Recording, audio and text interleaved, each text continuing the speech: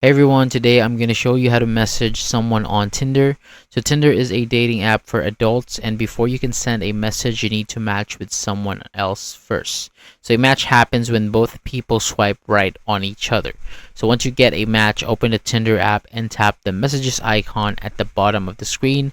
So this is where you can see all the people you match with. So tap the person's profile to open the chat. Now you can start your message. Keep it simple, friendly, and then respectful.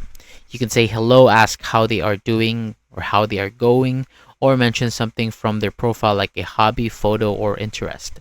So this makes the message feel more natural. So try not sending too many messages at once. Just start with a short message and wait for them to reply. And if they respond, continue the conversation in a nice and respectful way. And that is how you message someone on Tinder.